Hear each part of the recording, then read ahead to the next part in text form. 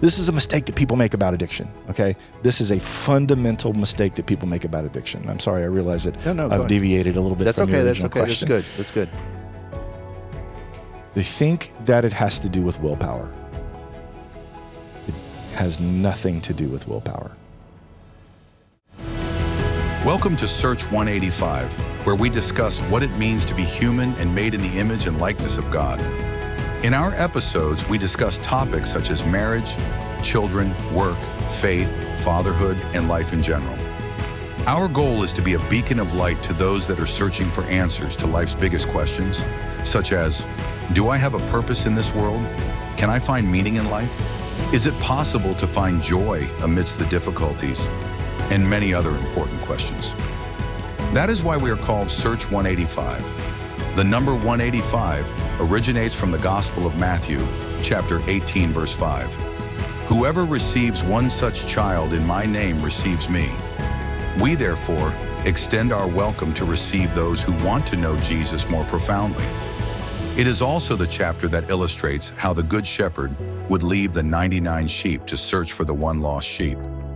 Through our baptism, we are called to be another Christ and search for those who are looking for answers to life's greatest questions. So join us in this endeavor to discover the true, good, and the beautiful in the common and ordinary events of our lives. Now for your hosts, theologian Henry Avila and former mayor of Conroe, Texas, Jody Chakowski.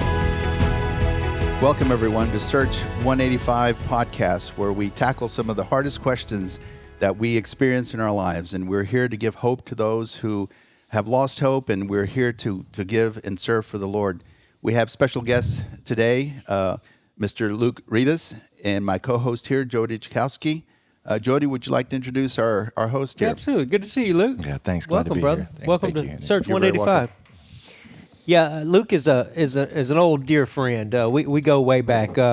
Actually, before I was in public service, we had a nonprofit, and we put on Christian music festivals, Faith Fest, as you remember, and we would raise money for local Christian-based charities, and that's how we originally got introduced to Luke. But I actually met him a few years beforehand. We were doing a show at Heritage Park in downtown Conroe, Texas, and this guy shows up with a couple of people, and the weather was looking like it could be a little nasty, so they put up a nice tent and served, and then I didn't really know who he was, and then all of a sudden, a year later, he's doing the same thing, and all of a sudden I met this guy that showed up 2 times and helped out our ministry, and didn't ask me for one thing, and I was like, I gotta go meet that guy. I gotta get to know that guy.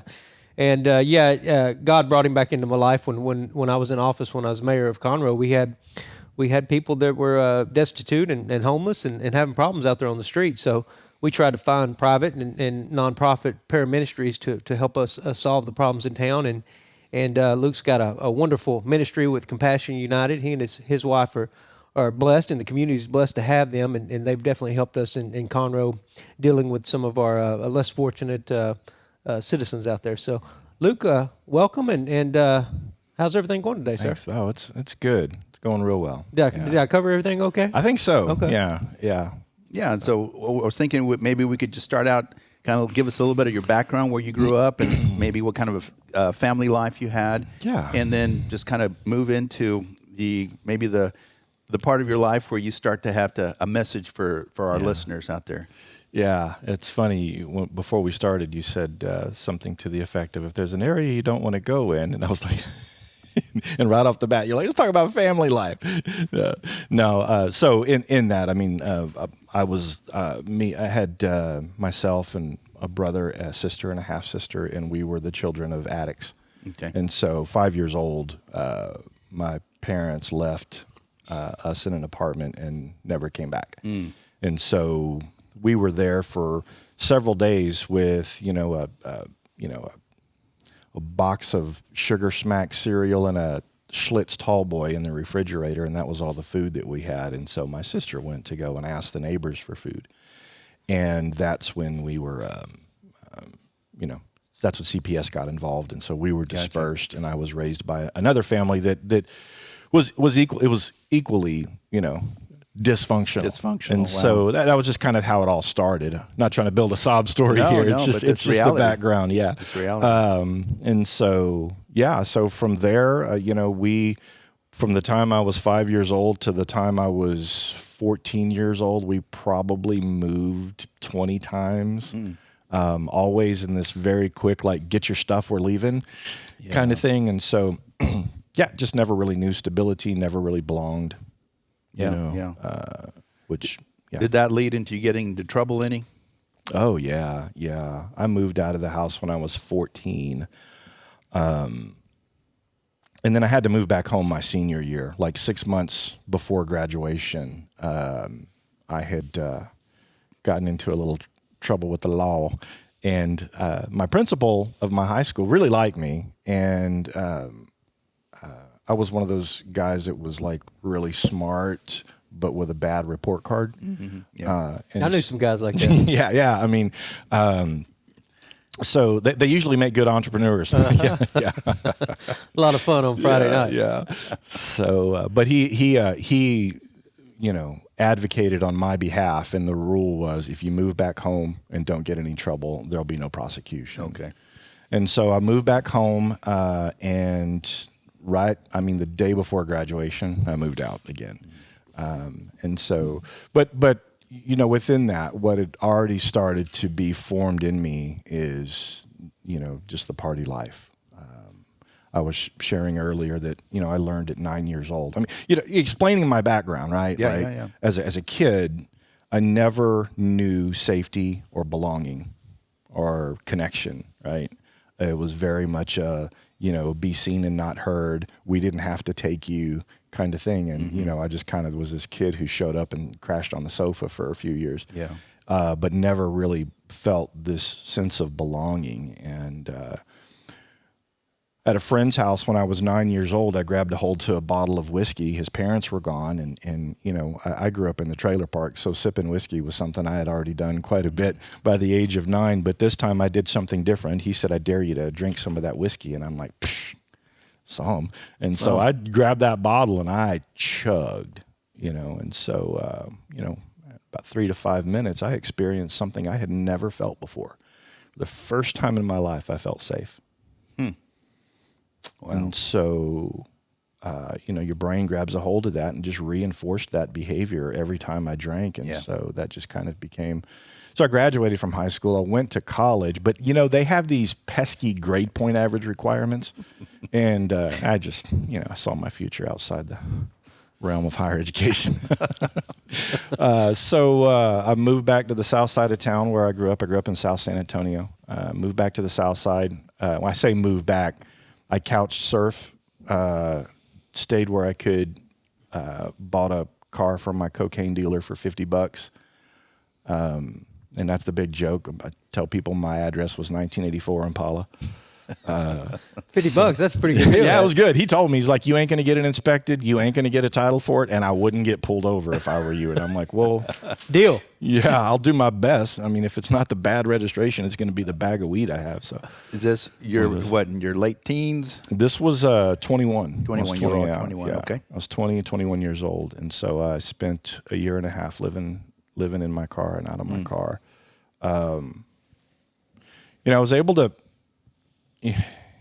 when you're smart and you're good at stuff, you get away with things.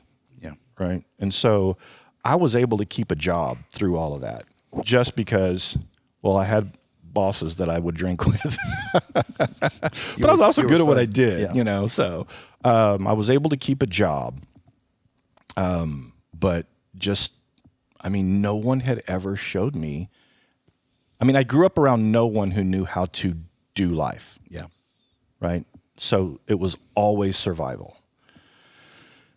And, whenever your brain is in that space, you've got about 15 seconds of executive function. You don't have the capacity for long-term thought when you don't know what you're going to eat. Yep. And so, yeah. So, that definitely put me on a trajectory that, not ideal for sure. Not ideal. Yeah. So as a result of that, what kind of things do you feel that you had that someone out there that's maybe listening that might be in a situation like that might be able to start to work towards finding some semblance of order in their life, even if they're in a bad situation like this. Yeah. So your brain can either focus on protection or it can focus on growth, but it can't do both at the same time. Okay. It's just neurobiologically impossible. And so I wish, what I wish someone would have done for me at that time was teach me how to feel safe. Okay. Because once we experience safety, you know, y'all are familiar with the concept of neuroplasticity, your brain's ability to form new neural pathways. Sure. Right. Okay. So that can't happen outside of safety. It's impossible. It just, your brain won't do it. And so finding safety, and that doesn't mean safety from somebody walking up and punching me in the face. I've been in plenty of scraps. I knew I could take a punch. That didn't frighten me. But I never felt safe from being abandoned. Right? And at our core, you know, belonging is a matter of survival. Yeah. I mean, we are communal creatures. God made us to be with one another, right? And if you're not, you know, you're dead. Yeah. Right. Like from the very That's it. beginning, God Yeah. said it's not good for man to be Yeah. alone, right? Yeah. And so from the time I was 5 years old, waking up every day and wondering if my parents were still going to be there. Waking up, you know, get later in life, waking up every day and wondering if this is the day when my wife is going to finally realize that I'm not worth sticking around for and she's going to go, right? Because whenever abandonment, something like that happens to you when you're that young, the child doesn't have the capacity. Well, okay, so the child can't perceive that it's not their fault that the parents left, right? Like the attachment relationship of a child and parents is so important for the child's sense of survival that they can't acknowledge that there is dysfunction in their survival relationship and their attachment relationship, because to do so would mean that their survival is in jeopardy. Yeah. So they take the blame, right? And so mom and dad leaving at 5 years old caused me to believe that there was something inherently flawed within me that if anyone saw it, they couldn't love me. Gotcha. Right? And so, so that when you carry that, it's not a very large, a very big step to think everyone's going to leave me one day, because the two people who should have stayed, they left, right? And I know if I think back on it logically, you can think, well, they were addicts. And I know that logically, but there's a 5-year-old version of me that never received healing. Yeah. Right. And every time something looked like abandonment, he would raise up and say, it's happening again. Yeah. Right. And then that sends my body into that place where I don't feel safe. Of abandonment. Yeah. And so, so finding safety is the most important thing, you know.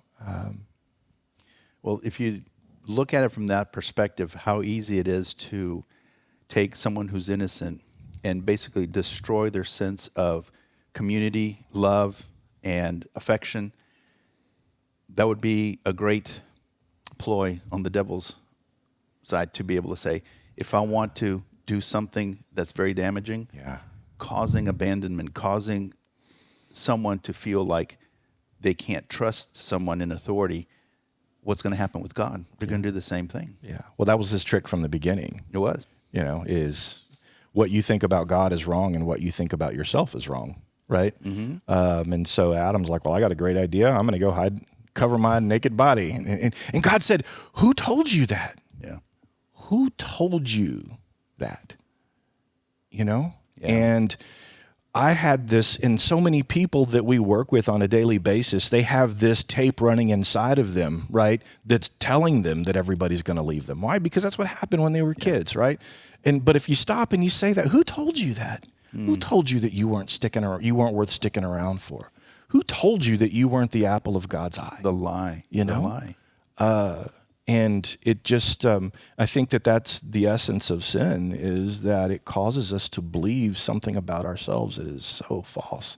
And it causes us to believe something about God that is so wrong, you know. And I believe that, you know, if I could, you know, go back to orthodoxy on this, I believe that Jesus came to show us who we truly are, right? He's the vicarious man. He is the blueprint for who we truly are. Adam's not our blueprint. Jesus is, that's right. You know, and as we behold him as in a mirror, we are transformed into that likeness from glory to glory, is what St. Paul says, you know.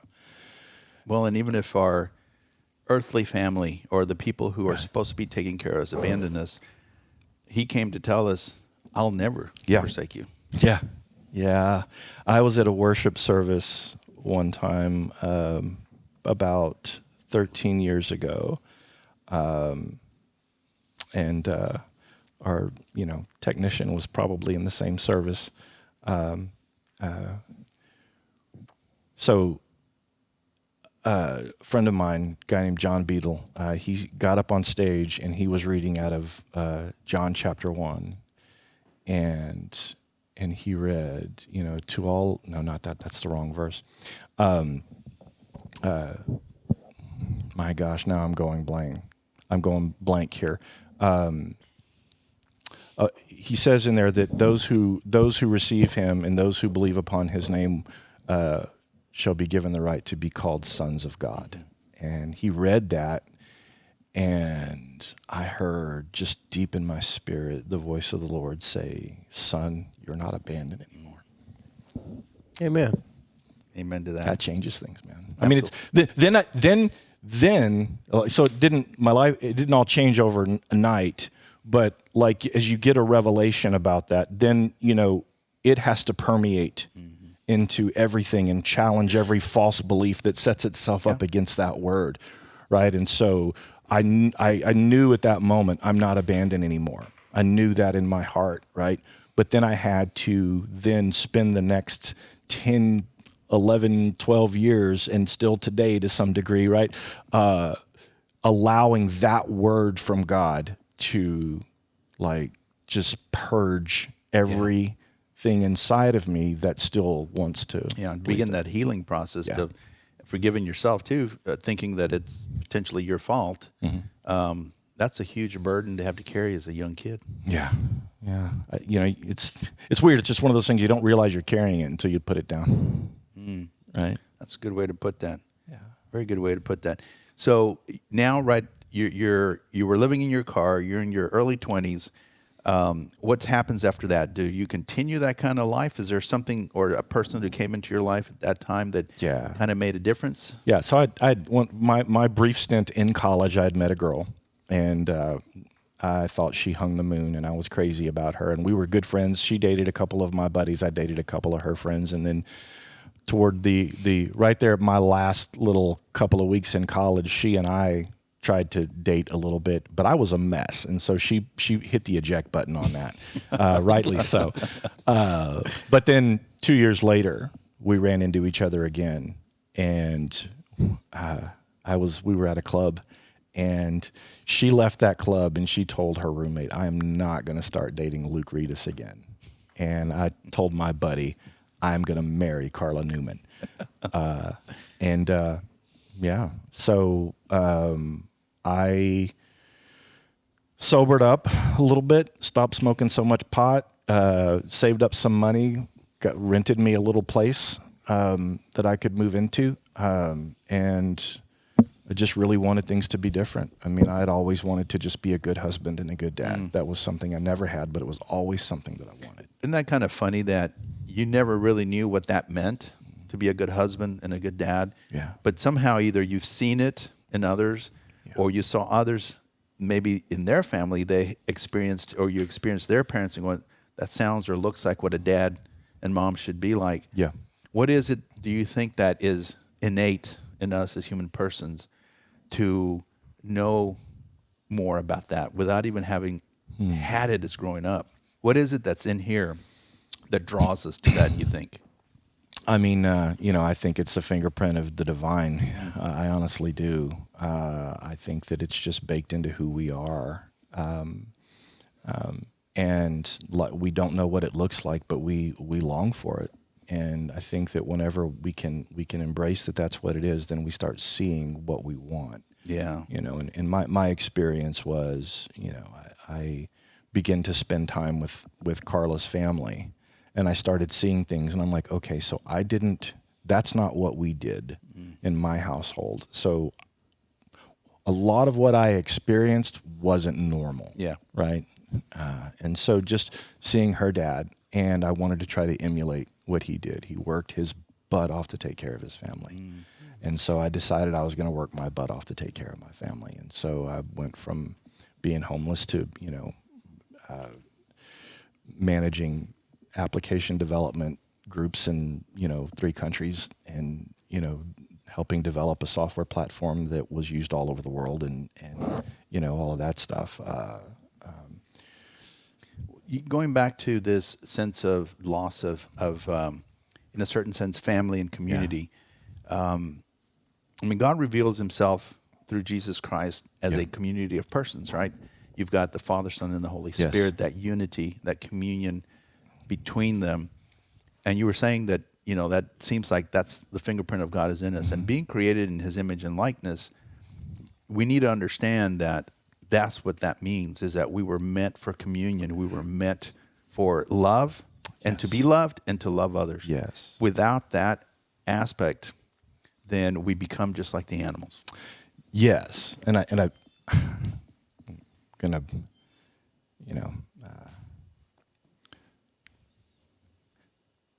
I believe that in Protestant and evangelical Christianity, which is my tradition, so I don't want anybody to think that I'm trying to bash that. In de-emphasizing the incarnation and de-emphasizing the richness, like to the best degree that we can even begin to grasp it, the richness of the reality of the Trinity. Yeah. And that the incarnation, right, it wasn't just God becoming human, it was God becoming humanity. Yeah. Right? And that the ascension of Christ as flesh, Yeah. like that is the acceptance of humanity into divinity. And as St. Peter says, that through his great and many precious promises, we can be partakers of divine nature. Yep, absolutely. That is my absolute favorite verse. That's mind-boggling to think. Wow. To think that through Jesus Christ, we actually partake in his divine nature. Yeah. We're in a certain sense deified through Jesus Christ. Yeah, right? that's the theosis, or the divinization. Yeah. Multiple saints in the church have always, Ambrose and Aquinas, is that God became man so that man could become God. Yep. And it freaks a lot of people out. It freaks but it's people true. out, but we're not saying we are equal to God. Right. We're saying we're sharing in his divinity, such that, like a father wants for his children, for his sons and daughters, to participate in the very intimate union between him and his creation. Yeah. And that's beautiful. Yeah. And if we do de-emphasize the flesh, right, because we tend to think soul, spirit good, body bad. And there is a sense of the flesh that Paul talks about, where it's the passions, right, that we give into those passions. But that was not our destiny when he first created us. We were created for communion and for love. Yeah. And that love is manifested in the flesh. That's why God said, the two shall become one flesh. Yeah. And there's a certain beauty and unity to that oneness. Yeah. Well, that was and as you probably know, that was a conflict that John had with the Gnostic heresy. Was test every spirit. Right? Any spirit who says Jesus Christ did not come in the flesh is antichrist. That's right. Because if it didn't come in flesh, can't bleed. That's right. And if there ain't no blood, there ain't no. And if there's no humanity there, then how could he have redeemed the human race too? Right? Yep. So this is that mystery, that profound mystery of God becoming one of us, fully man, fully God, to redeem the flesh. And it is through his infinite glory and his infinite holiness that he was able to bring us back into reconciliation with the Father through the shedding of his blood. And I think the incarnation is very crucial. And we're about to enter into, the Advent season here soon and Christmas that really emphasizes the incarnation. Yeah. And why is it important? Because God could have allowed the Messiah to just show up. Yeah. But no, he came through a woman in a humble manner, lowered himself to become one of us and take on flesh. I think that's one of the things we don't understand is how great a leap it is to go from pure spirit, perfection, to flesh. Yeah. And when you have that, in a certain sense, God condescending himself to our level also shows the greatness of his love for us. Yeah. He who was rich became poor so that for our sake we might become rich. That's he right. who knew no sin became sin that we might become the righteousness of God. That's right. So, That's right. yeah, it is. I feel like we should just stop and say the Apostles' Creed. No, no, but and as far as what we do, and this is what has been transformational in my life as well. I read a book back in 2009 called Supernatural Ways of Royalty, written by a guy named Chris Valentin, and my theology has significantly diverged from his in many ways since that point, but at that point, it introduced me to this concept, right? And in that book, what he essentially is talking about is like, okay, so understanding, Peter says that you are a holy nation and a royal priesthood, right? And so you are royalty. So knowing that you're royalty, why are you living as though you're not, right? And so within that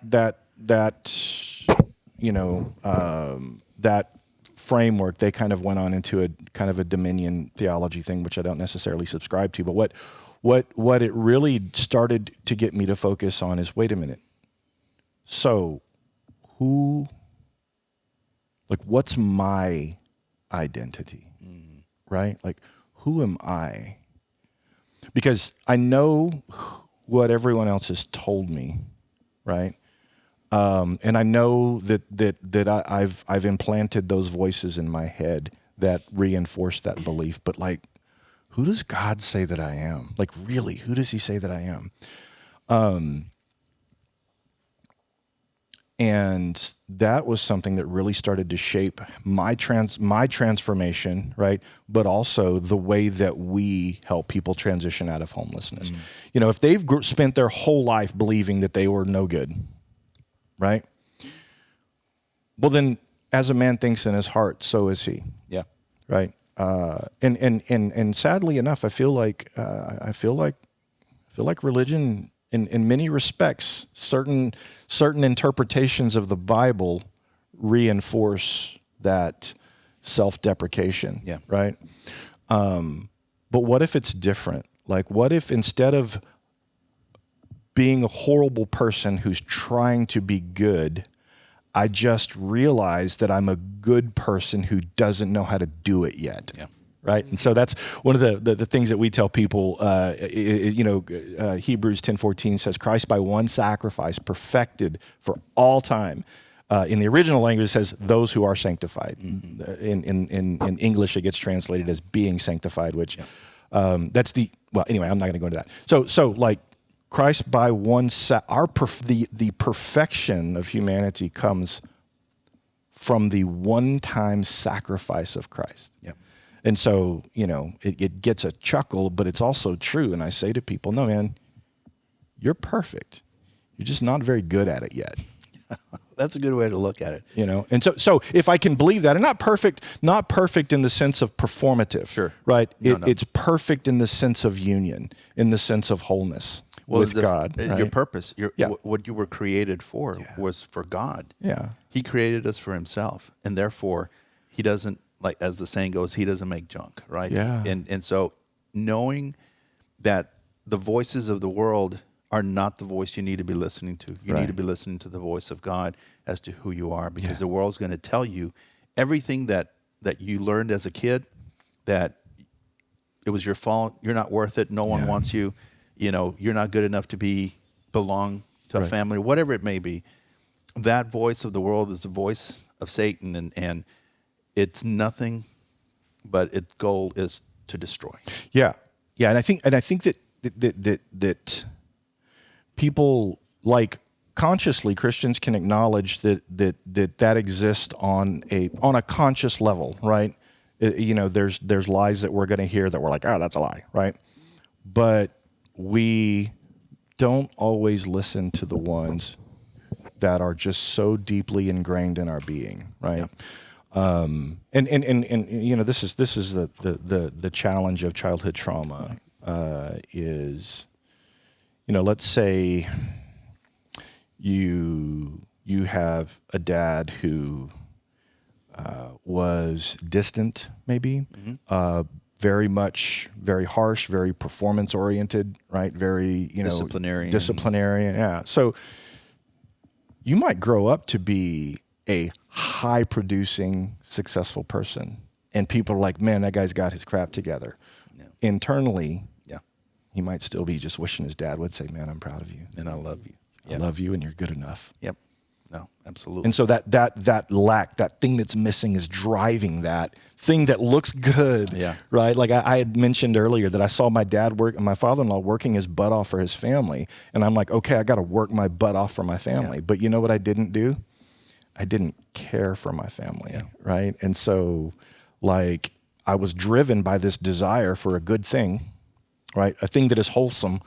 But that drive was the way that it manifested in me was wholly unhealthy and ungodly. I think there's a certain positive thing to be driven to perform well, Right? To have a good Absolutely. work ethic, to be honest, to sacrifice for others. Yeah. But at the same time, as a father, and the advice that we try to give other fathers or potential fathers, is that make sure your children know that you're proud of them and that you love them. You've got to tell them often, because you may sense it and you may think it, but it's so much more important to say it. Man, you did great. Yeah.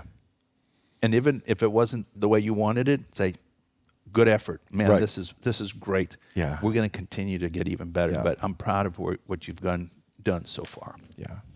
And plus also show them why you're doing that. Because if you don't express to your children why it's important to work hard, why it's important to have good discipline, to tell the truth, to be obedient, then it's all going to be something that is just mechanical for them. And when there's no purpose for it, it almost seems arbitrary sometimes and maybe unjust. Yeah. But if you see that, look, you're going to turn into the type of person that's not only responsible, productive, holy, but you're going to be a great father and a great husband because you love, but yet you move forward, right? Yeah. And that's important. Yeah. It's interesting, all those things, like, we were talking earlier about neuroscience and all of that, right? Yeah. Like, being a hard worker, our body rewards us with dopamine for accomplishing tasks. Being connected, our body rewards us with oxytocin. Exercising, our body rewards us with, endorphins. Like all of these things are good. Yeah. In our body, that just proves that we were designed for all of those things. For goodness. Yeah, for good stuff, right? Even for pleasure. Yeah. We were designed for pleasure. Yeah, and it's when things get disrupted, and even those good things that we're driving for can become corrupted. Well, not only corrupted, but Yeah. that's the thing you seek. Yeah, Whereas the true fulfillment of those dopamine and endorphins and everything else, the true source of what your body's looking for is that union with God. Yeah. Yeah. And those are just like signs that point to the fact we were made for good things. But when those good things, like working out and working hard and getting that reward, when those good things are contrary to the greatest good, then they become the enemy of the good. Yep. And so there's got to be that balance. The goodness itself, which is God, must come first. Yeah. And that priority, and then everything else falls subordinate to that, but in its proper place. And so you never look at getting that high apart from acknowledging that God is good and that goodness comes from him. Yeah. So now here you are, and do you get married very soon after you started dating? Yeah, we got back together in the middle of '94, and we got married 2 years later in '96. Okay, but we shacked up in sin. So, in that process, what was going through your mind about what your future was going to look like? I mean, you knew you wanted to be a father and a husband. What did that even look like? Yeah. And what was beyond that? Did you ever start to think a little bit forward after a while? That was the hard part. I'd mentioned that whole dysregulation thing and that feeling of not being safe. I was still I didn't stop being homeless and all that went away. I still, every day of my life was like, if I don't work and do everything perfect, everybody's going to leave me. My wife is going to leave me. Gotcha. So I felt for several years, even though again, I was doing the good things, but I always felt like it was only going to be a matter of time before I lost it all. Everything left me and it was going to be purely my fault. Yeah. And so with that, I could come up with ideas, but planning was something that I didn't have the capacity for, really. Does that make sense? Yeah, and part of it, I think, that is taught in a family environment with a good father, good husband, good mother, and all. You teach your children how to think about the future too, right? So if you don't have that basis, then, like you said, it's a day-to-day survival thing. And the future doesn't mean a whole lot if you can't survive today. Yeah. Well, in those healthy environments, there's this concept called co-regulation. Okay. Right? And so, what does that mean? Okay. So Jody's in his bedroom playing with his G.I. Joe, and G.I. Joe's arm breaks, and Jody comes out crying because G.I. Joe's his favorite toy. Yep, I've seen that happen. Yeah. So in a healthy environment, Jody would go to mom or go to dad and say, my G.I. Joe's broken. He'd be crying. And they would say, well, come here. And they would pick him up and they would hold him close, right? And essentially they are lending him their nervous system. Okay. He's learning how to calm his nervous system, calm his emotions, because in that state that he was in, we know broken G.I. Joe arm, that's not a big deal. Right. Not a big deal. But not to that when kid. when you're 5-year-old Jody, broken G.I. Joe is a big deal. Yeah. For the record, it was G.I. Jane. G.I. Jane, yeah. So co-regulation is that where I'm helping you regulate your nervous system, right? And then through co-regulation, we learn self-regulation. Gotcha. Yep. Right. Yep. And so, but whenever you were constant, like if he had walked into that room and said, G.I. Joe, G.I. Jane, whatever, and he heard, boy, you better stop crying or I'm going to give you something to cry about. Mm-hmm. And that was something that he heard consistently, right? I've heard that one before. Yeah. Usually I just say, you better stop crying, and everybody else in the room can finish the sentence, right? So what happens is he, that dysregulation that he's experiencing never gets to complete, right? Gotcha. And what he learns to do is anytime he feels a big emotion, he also feels this fear of being shamed, right? Because what he was taught by that was you feeling that way makes you bad, right? Yeah. And so then we just never learn how to regulate, and we just walk around all day feeling like anytime we feel anything, it means we're bad. It's confirming that because there's that 5-year-old version of us in there with a broken G.I. Joe, unresolved and never learning how to regulate. Yep. Right. And so then that grows up into men who don't know how to connect, don't know how to communicate their emotions, don't know how to lean into those. We just think, I've got to be a man and stuff that stuff down. Yeah. Right. So, So would you say then that there also, besides that co-regulation, that, okay, you bring them in, is that, okay, I need to explain to you also why this is going to be okay. Yeah. Right? It's Yep, like, that's part of it. It is broken. Yeah. We can get it fixed. Yeah. But, this sense of the world is coming to an end, we need to calm down and just realize that we can fix stuff. Yeah. Things can be fixed. You're 5, that's fine to lose it. But as they get to be 10 and 12, it's not okay to lose it like that. By that time, hopefully, that co-regulation, the explanation, and the showing of concern and love for them to teach them to say, hey, there's things that we need to cry about and some things that we don't. Yeah. And as you get older, you start realizing the broken G.I. Joe is not a big deal. Right. Yeah. So one of the things that we communicate is that all emotions are welcome, but all behaviors are not. Yeah. Right. And so then what we learn to do is we learn to associate the appropriate behavior with the emotion. Right. So anger is it's a fantastic emotion. There's a great purpose behind anger. Yep. Right. Yep. But a lot of people are afraid of the emotion of anger because they've witnessed the behavior, the wrong behavior of anger. Behavior, right. That's right. And so, and I used to do that. I was very much, anger was my go-to. And so I would, or I would internalize it and let it become seething resentment. Yeah. But so being able to acknowledge, okay, what you just said, it really made me angry, and I want to make sure that I'm understanding you correctly, and so we can overcome this. Like I've had that conversation with people where before I would stand up, slam my hands down on the table, start yelling. When you learn how to do it well, you're like, okay, I'm acknowledging what I'm experiencing right now. And I remember sitting with a couple of friends of mine a couple of years ago, and they were vendors for us, but also friends.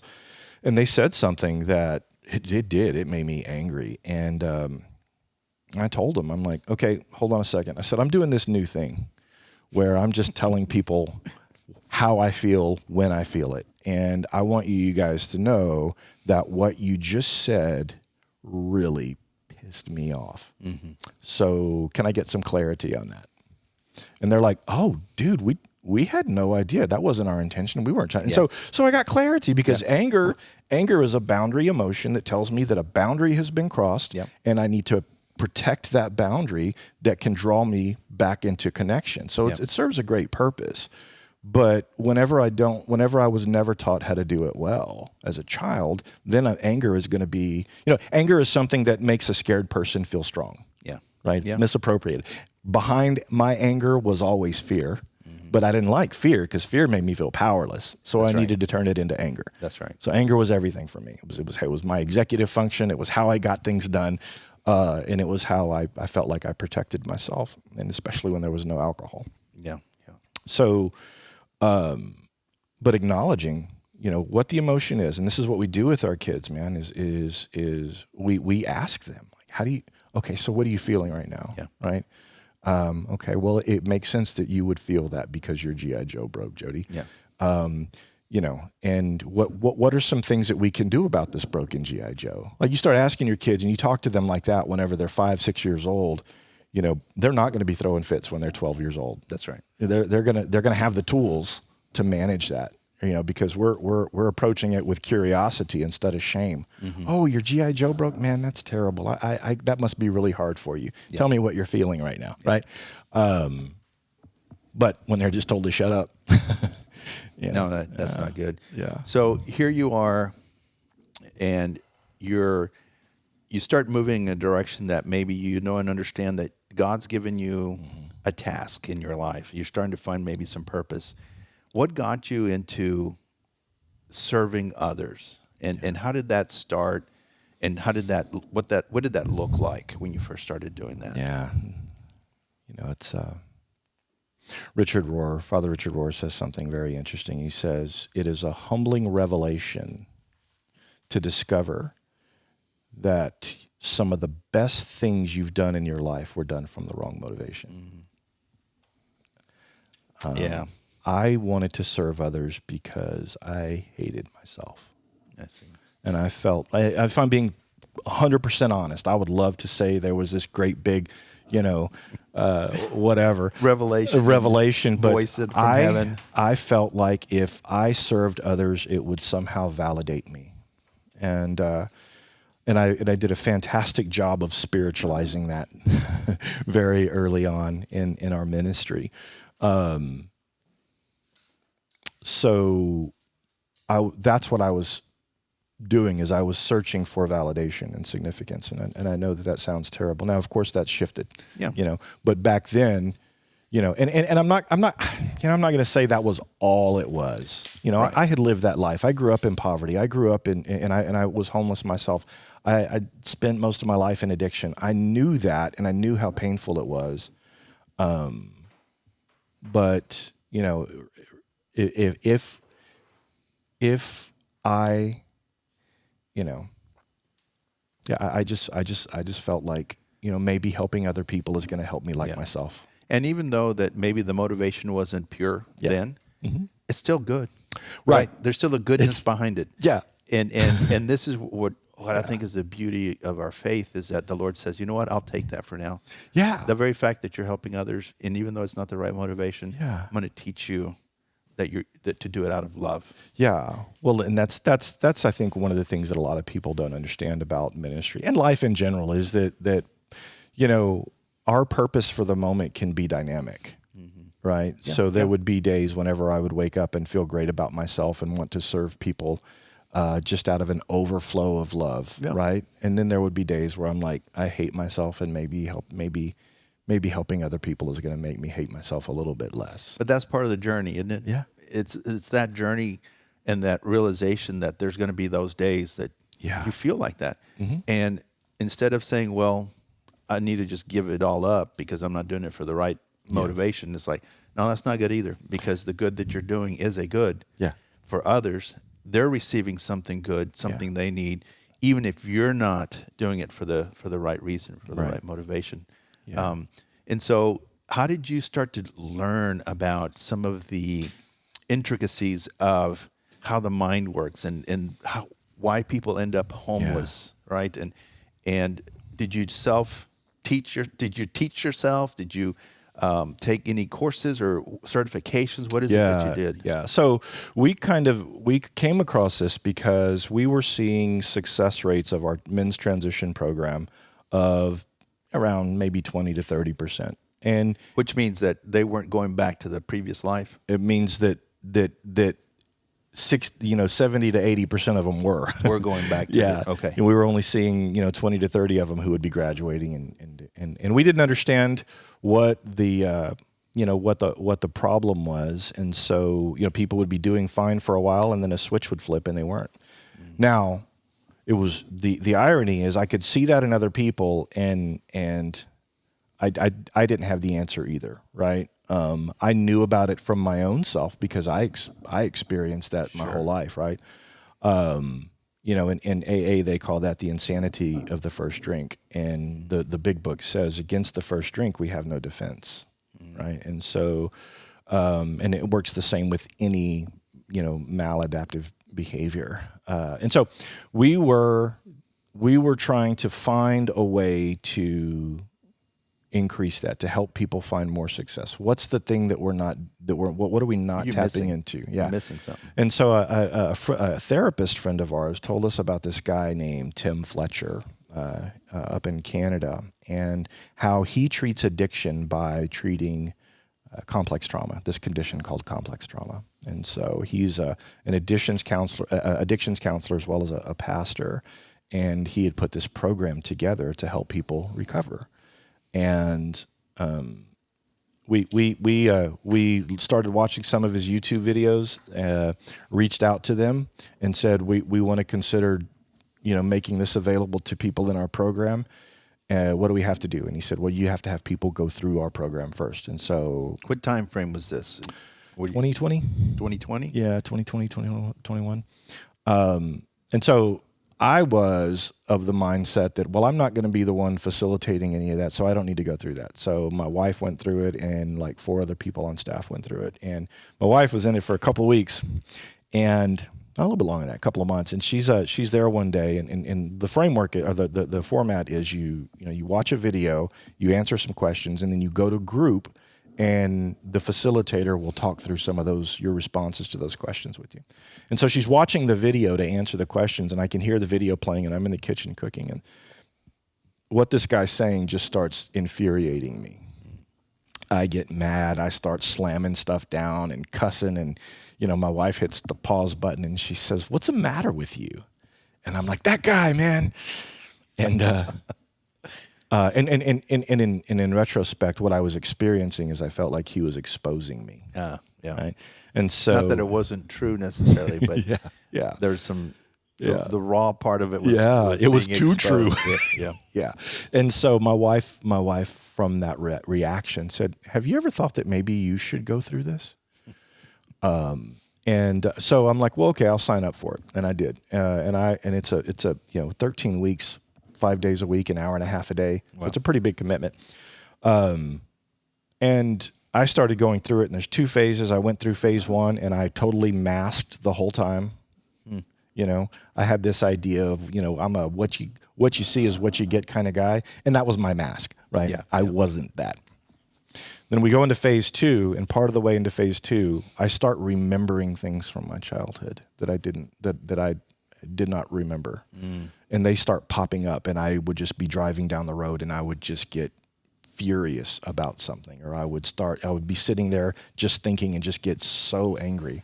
And I actually had to, I unraveled. I had to back out of that program and go see a therapist and get some help with this EMDR.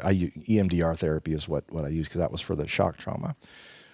Went through that. It was fine. Went back, completed the program. But by the time I completed the program, like, I had a complete transformation in my life. And so I'm like, this is the missing thing. And so I went back to school, became a certified trauma recovery coach, got certified in a couple of different therapeutic modalities. And we've implemented this into our program. And before that, we were, purely, faith-based, Jesus-y, and we never abandoned that. Right. But our approach is, we understand who we truly are in Christ, right? Absolutely. That is where our identity resides. Therapy helps us get there sometimes. Yeah. Just understanding, nervous system, understanding the influence of trauma. Yeah. Complex trauma. Just for the folks who are watching this real quick, to make the distinction between post-traumatic stress disorder, there's this one-time event that where the person feels like they're in fear for their life, right? That event, days, weeks, months, years down the road, something can trigger a reliving of that event, right? And it's not a remembering, it's a reliving. The person's body feels like they're back in that situation.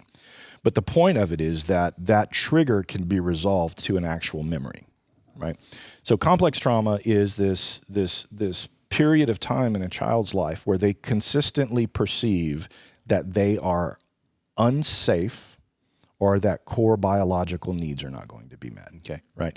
And so, we had, we were dirt poor, food insecurity. My mom would mix sugar, cornmeal, and water and make, cornmeal mush, and that's what we would eat sometimes for dinner. And that's what the dog would eat too. So eating the same thing as a dog, right? So I found, the result of that as growing older, I never understood why, but anytime I was cooking food for the family, I would always I would be so paranoid that it wasn't going to be enough. There was never going to be enough food, never going to be enough. And it was this compulsion. Yeah. Right. So I never could relate that. Complex trauma is called complex because you can't resolve it to a specific memory. Right. And so I never understood my compulsion to have too much food around. Gotcha. Right. I never understood why I would become angry so quickly, and it was all related to feeling powerless as a child and not wanting to feel powerless now. Yeah. So it was all this response. And the same thing I'd mentioned me, drinking alcohol at, 9 years old, that programming that reaction into me to where the only thing that makes sense is drinking. Yeah. But that means that my body is in a state where it feels like it's in fear. Yeah. It feels like it's in danger. And so all of that logic, this is a mistake that people make about addiction, okay? This is a fundamental mistake that people make about addiction. I'm sorry, I realize that I've deviated a little bit from your original question. That's good. They think that it has to do with willpower. It has nothing to do with willpower, right? So because we can look at this, we can measure. There's a specific network in the brain, different regions of the brain that are responsible for this thing we call willpower. Mm-hmm. I think it's your medial frontal cortex is part of it. Anterior cingulate cortex. Nobody cares. Sorry. But like there's these parts of your brain, right? Now, whenever you are activated into a fight or flight response, your amygdala just usurps everything and prioritizes every bit of the blood, every bit of the energy of your brain to focus on that threat response, right? Yeah. So it suppresses the part of your brain where willpower resides. Mm. Your whole cortical brain is virtually inaccessible. Okay. Right. And so it has nothing to do with willpower because willpower is not even available to the addict whenever they're triggered. Right. And so what we've learned in this journey, and I've just gleaned from so many different sources and kind of arrived at a lot of this on my own. But this is that if we can help people understand what they're trying to accomplish with that behavior, then maybe we can help them accomplish that in a healthy way. But we don't train addicts, to work on the problem when there isn't a problem. Does that make sense? Right. Yeah. So we judge our health based on how we feel 90% of the time, but the danger comes in that 10%. Yeah. Right. And so when everything's going well, I have to start working on understanding safety when I'm not in danger. Right. And I have to understand connection when I'm not feeling disconnected. Correct. And I have to understand belonging when I don't feel rejected and outcast, right? And so one of the things that we tell people is we've got to do the work before we need to do the work. Yeah. Right? And so that means things like, I engage in a lot of, fixed hour prayer. Right. Okay. So at a certain time of day, a reminder will pop on, and I'm like, okay, so I'm gonna pray the Jesus prayer, for the next 5 minutes or whatever, or I'm going to read the 23rd Psalm, or I'm going to say the Lord's Prayer, or I'm just going to freestyle. I told you my background is charismatic Pentecostal, so it might be I'm going to pray in tongues for the next 10 minutes or whatever. But doing those things before we need to do them. And that's you don't learn to play football in the game. You learn to play football in practice. That's correct. Right. And so helping people when they feel safe, that's key, man. When they feel safe, helping them understand what they need and how to meet that need in a healthy way. Because we were all most likely probably to some degree taught that we weren't allowed to need things when we were kids. Yeah.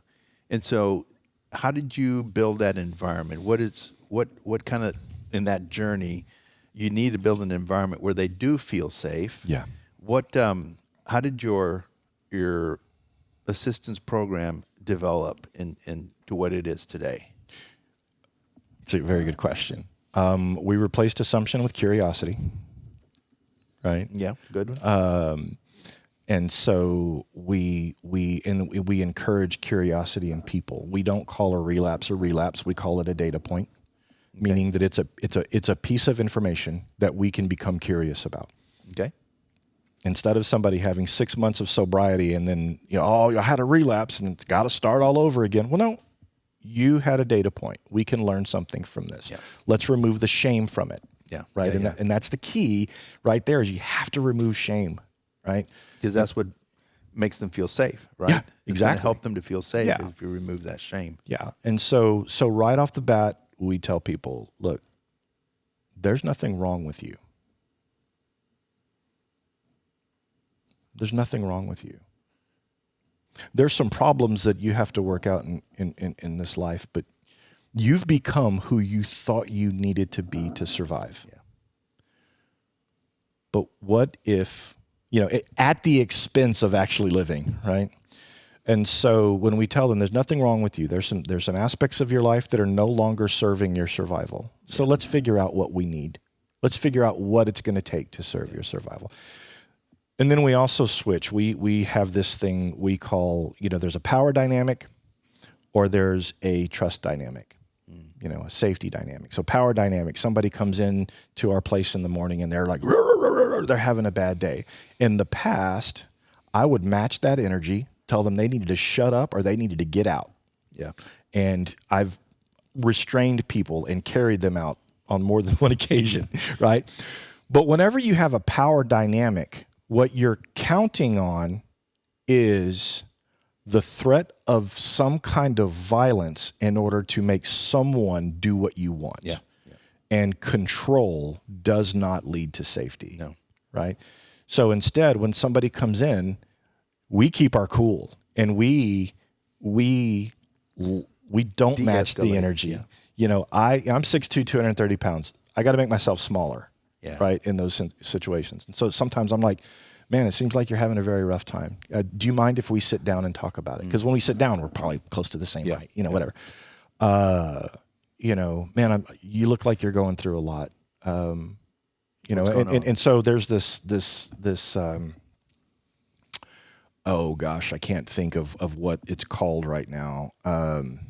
Rational detachment. Okay. Right. Okay. And it's instead of me thinking that you came in and you're yelling at me and it's offending me, like it's like almost like I'm standing over here on the side watching you yell at somebody and saying, that's interesting. He looks like he's going through something right now. Because it's not personal. They didn't spend all night thinking I'm going to go wreck Luke's day tomorrow. They're just going through something. And so, so creating that trust dynamic, right? Because then that's gonna create that space where that neuroplasticity can occur. Had a guy last year showed up his first day. He wanted to take a shower, and my shower volunteer wasn't there, and so we just jumped in and started taking a shower. And my shower volunteer just walked inside for a minute, and the guy got out of the shower, and my shower volunteer said, "Hey man, in the future, would you just wait for me and let me know you're going to be in there, And the guy felt very disrespected by that. And hypersensitivity to disrespect is a characteristic of complex trauma. Sure. So he starts yelling at my volunteer. My wife comes out there and he starts yelling at my wife, and somebody comes and gets me. And then I run out there and I run up and he says, "Who are you?"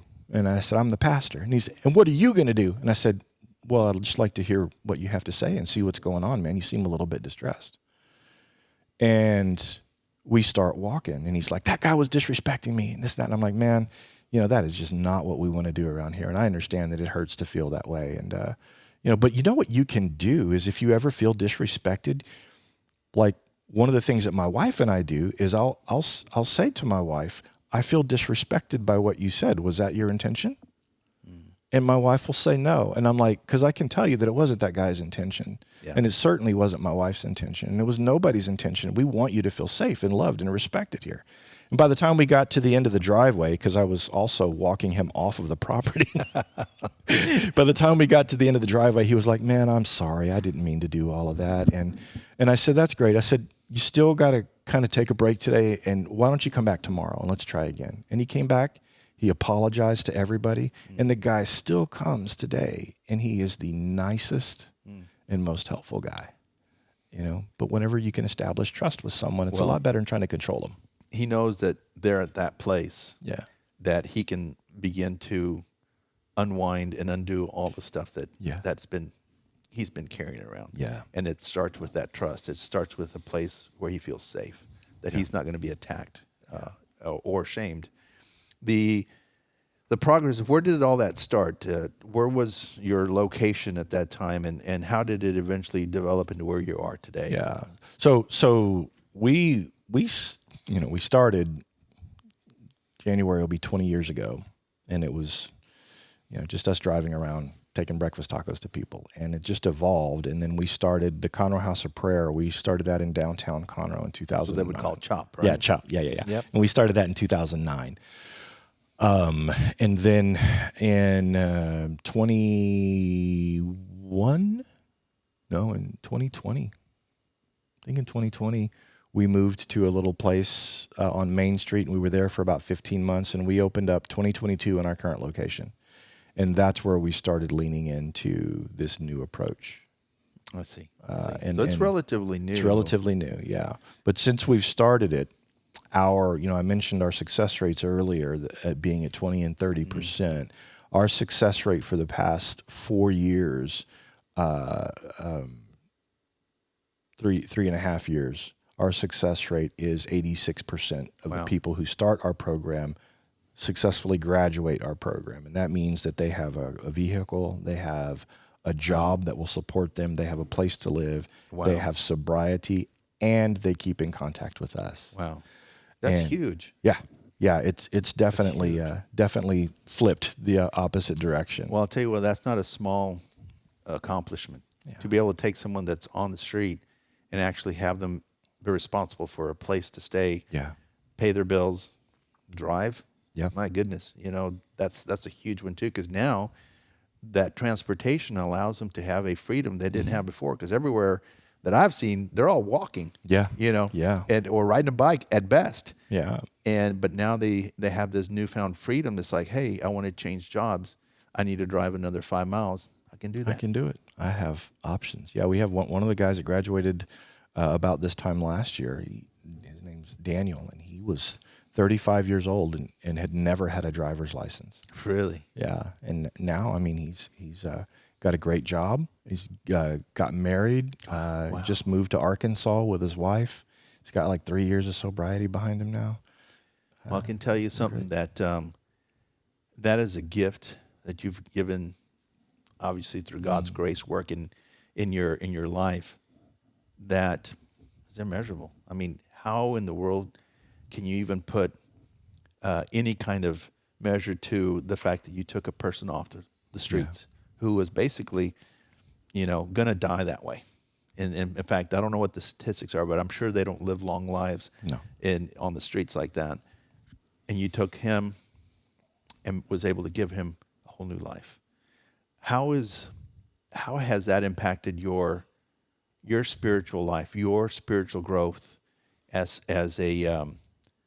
one who has been homeless before, and now you're helping others to find beauty in life? Yeah.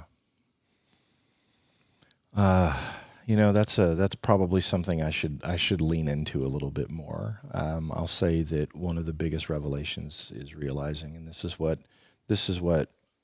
when I was going through my break back in 22, is that I'm just like them. They're just like me. And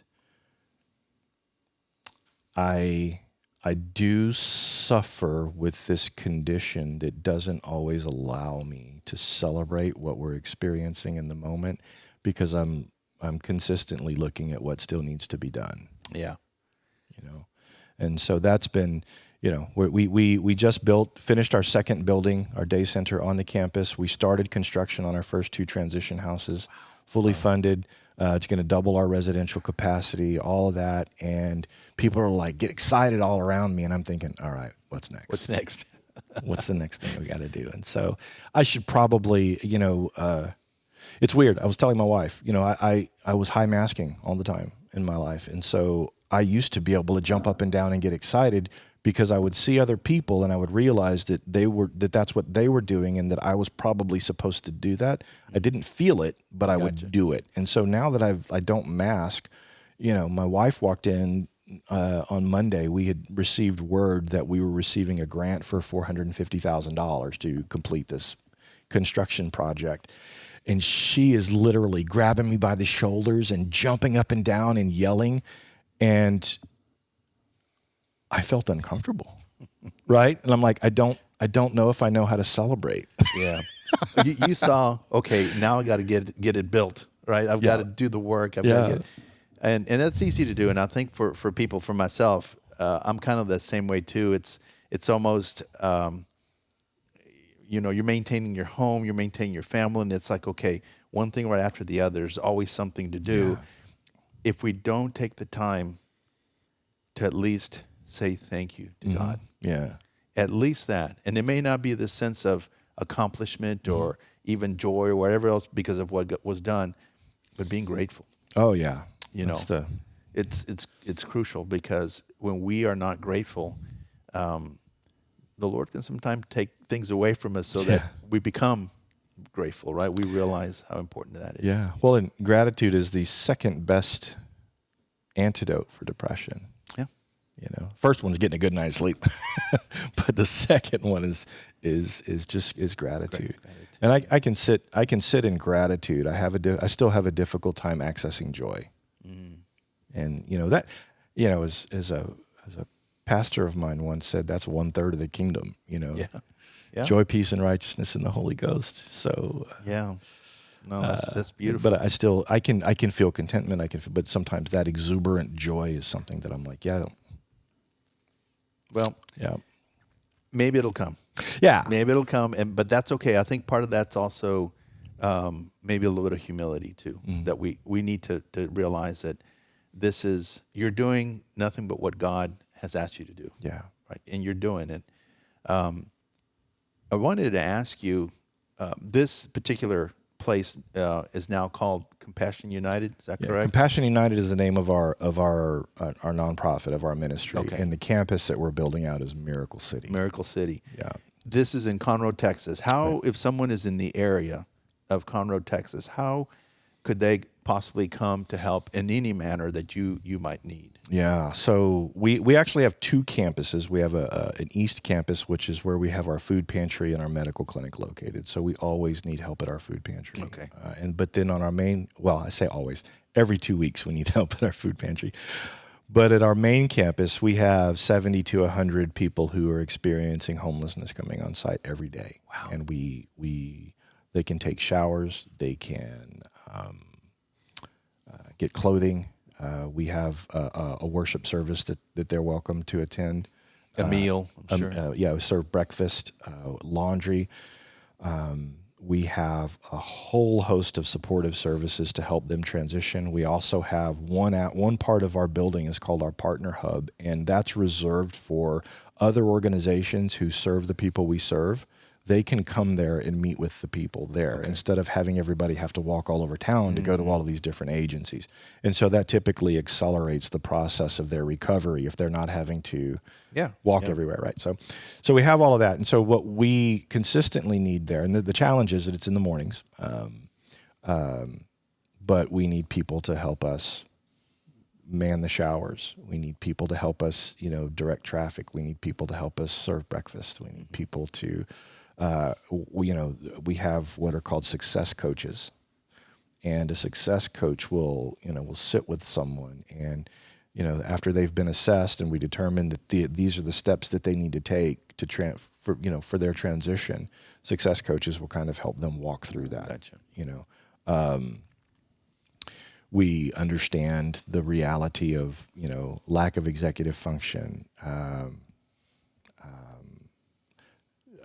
There's this concept in sociolinguistics called language registers. Essentially, the language that people who grew up in poverty speak isn't the same language that social service applications, job applications, all of these things are written in. There's a degree of there's actually 2 degrees of formality between the two. And essentially, I've sat with people to try to fill out an application for McDonald's, and they're like, I don't understand what they're asking me. Yeah. Right? One guy's like, what the hell is my maiden name? And I'm like, bro, you don't have one of those.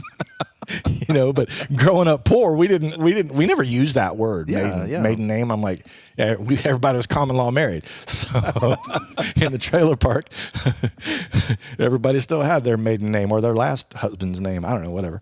But there's things that people who grew up in poverty or spent their life in poverty don't know about how to navigate the world that everyone else lives in. And so our success coaches help with that, and we provide training for that. Okay. Because one of the things that we're very particular about is we don't want to become somebody else's solution. Yeah. We want to point to the solution that's in them. Yeah. Right. Yeah. And so that's why we call them coaches. That's what a good coach does. Is Well, helps, they need to learn to be independent. Exactly. They're going to need to learn that's a life skill they need. Yeah. And from that point forward, they're going to have that. Yeah. And that's giving them dignity. Absolutely. Right. And that's one of the things that we do with people is like, doesn't it feel good that you get a paycheck every week? Right? Doesn't that feel good that you're saving 30% of your income? Like, look how much money you have in savings now. Yeah. Isn't that cool? And them like being able to see it. And it's never this, you should be grateful for us and what we're doing. No, this is your success. We just get to point. So if you're not in the Conroe area, what can people do in general wherever they live and maybe they feel called to help the homeless or the poor? What is it that they can do or an outreach that might be in their city? On a personal level, when you see someone, tell them your name and ask them theirs. Like they might ask you for money and you can just say, I can't help you out with that. Yeah. If you don't feel comfortable, that's okay. You get to decide what your help looks like, but it's a tremendous gift to a person when they hear their name come off of your lips, because it means I see you and you do exist. In the homeless population, they're used to people diverting their eyes from them whenever they're not wanting to engage, and so they're just invisible people. Yeah. Right. Yep. And so, man, at the very basic level, just call them by their name. There was a program, I don't know if it still exists, and it had something to do with Angel or something, but it was in Denver. And these kids, college kids, would take either a sabbatical or some type of 2-year commitment, or maybe it was a year commitment, and then they would go to this group home and they would get trained on how to work with the homeless. Yeah. And they would be paired up, I think for safety, but they would make the same route every day for a whole year. That's so cool. And they would get to know every homeless person. And that was one of the things, just affirming what you said, was that it almost brought tears to their eyes. Yeah. They're like, you remember my name. Yeah. That's what they themselves, when they interviewed them after they had success and started working and started having a place to stay, they're like, the thing I remember the most is they remembered my name. Yeah. And I think you make a great point, and it just touches me that they're forgotten. Yeah. They're the people that are invisible out there because they may be an eyesore. We don't want them here. Therefore, if I don't look at them, they don't exist. Yeah. And as a human person, even if no one tells you that, you sense it. Yeah. You sense that you're not wanted. You don't belong. You don't belong. And belonging means everything to us. It's a necessity for life. That's why even people join gangs, right? Because they have a sense of belonging. Yeah. The night manager for our men's home right now. He was homeless. He's a veteran, and now he's doing great. He's doing fantastic. But that's what he came in one day and introduced himself, and then said, "Hey, if you know anybody that needs work, let me know." And he came back in the next day, and I said, "Hey, Mark." And to this day, that's what he says. He says, the reason why I gave myself to this program is because you remembered my name. Well, it sounds like there's something very unique in what you're doing. If anyone out there is listening and they're part of a program and trying to help the homeless in their city, would they be able to get a hold of you and Absolutely. say, hey, can we adopt some of the stuff you're doing? Can we learn from you guys? Maybe we can have that information posted on our podcast here. Yeah. And so that when people are watching this, they can say, hey, Luke Redus, here's information. Yeah. Something that you can offer them back and to tell them, look, keep at it. Here's our program. We would love to share it with you because we've seen 86% of success. It's like, that's incredible. Yeah. I would. I do coach other nonprofits in other places in the country, and that is a passion of mine. I believe in doing good well, And I think that whenever we try to do good, but we do it poorly, we can often do more damage than good. Yeah. And so that's one of the things that's behind our drive for excellence. And so we love to help other, with whatever we have, we're open-handed with it, right? Okay. And so we'll help any way that we can. We'll be sure to include that here on this podcast. And any last words that you might be able to tell people who are listening out there that maybe they're in this situation, or maybe they know someone that's in that situation, that maybe you can give them a little bit of hope, a little bit of advice on what is it that you would want them to take away from this podcast? Yeah, for someone who is just in a rough place right now, I would just reiterate that there's nothing wrong with you. Your environment failed you, and it's not the end of the world, and it is. It's completely possible to live a life from which you feel no need to escape. Very powerful. Very, very powerful. I think as you have demonstrated with your care for the poor and for the homeless, that truly love does exist out there. Oh, yeah. That people do care about them. They care about where they are in their situation. Yeah. And there are people there who have given their lives and their hearts to be able to help those. Yeah. And that's the main thing. And I think, just real quick, I think that's the essence of faith. We like to think of faith, especially, American evangelicals like to think of faith as standing on, right? Standing firm in our convictions or whatnot. I don't think that's faith. I think faith is more about moving towards. There you go. And what would Jesus move toward? Every time. Every time, right? And so real faith, I believe, is that resonance that we have with the heart of God. And that's always going to drive us toward love. And I think that,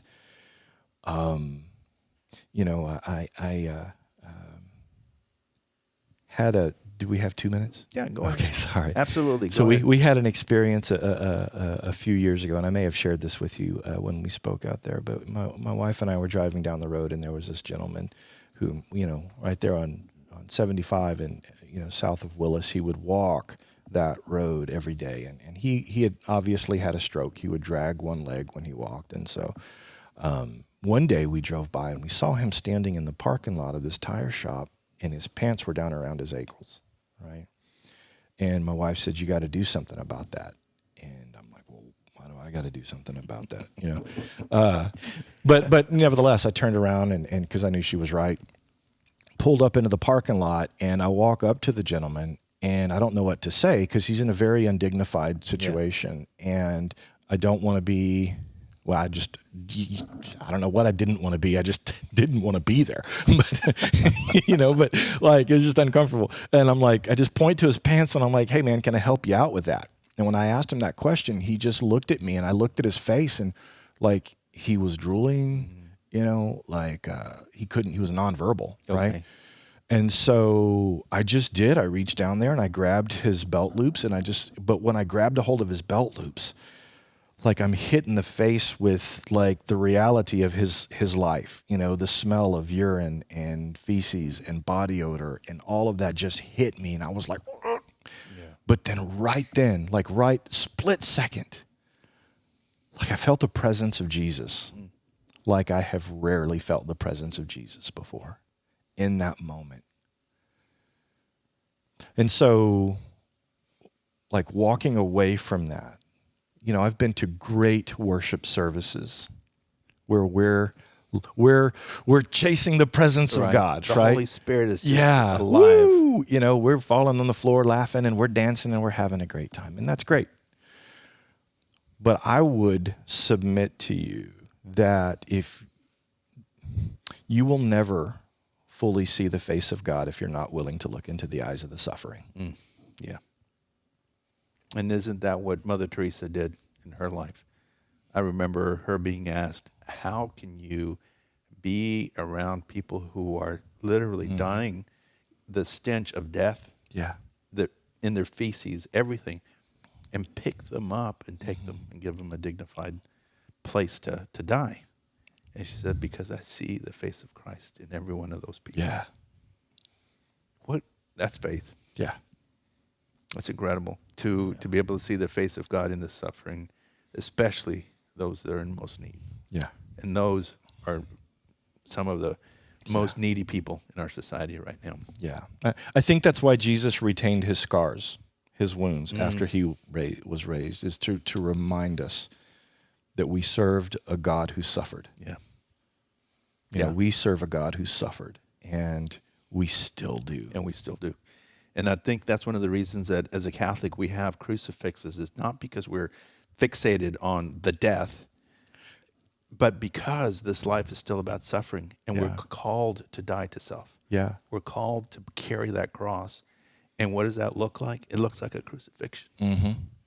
Our lives are meant to be lived for others, not for ourselves, right?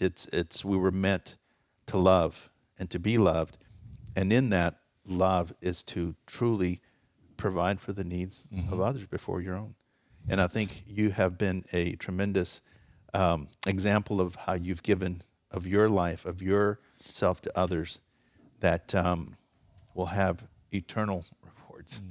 And so I want to just thank you so much for being here with us and sharing your story. And again, Compassion United, Miracle City here in Conroe, Texas. For those of you who are listening to this podcast, this is something that really goes to the heart of who Christ is. Yeah. It is to love the poorest of the poor. And in Matthew chapter 25, he gives us a good example of that, where he says, you know, you fed me, you gave me to drink, you clothed me when I was naked, you visited me when I was in prison and when I was sick. Yeah. And when did we do that, Lord? When you did it to the least of these, you did it to me. Yeah. And that's faith. Yeah. Because he says, if you don't do this, there's one of two consequences. One, you don't do it, fire, gnashing of teeth. And those who do it are going to be welcomed into the kingdom of God. So our faith has to be lived out. Yeah. It's not strictly, like you had mentioned, something like an assent of the will or the mind. It is something that is active. Right. And living. Yeah. So, and that's a fun faith. It's a beautiful faith. Yeah. So I just want to thank everybody for tuning in to Search 185. If you like what you hear, subscribe and give it a thumbs up and give it a follow and tell your friends about it. And we want to just be very, very grateful and thankful for Mr. Luke Redus being here with us and sharing his story. We'll see you soon again. Thanks again for being here. Thank you. It's my pleasure. I appreciate it.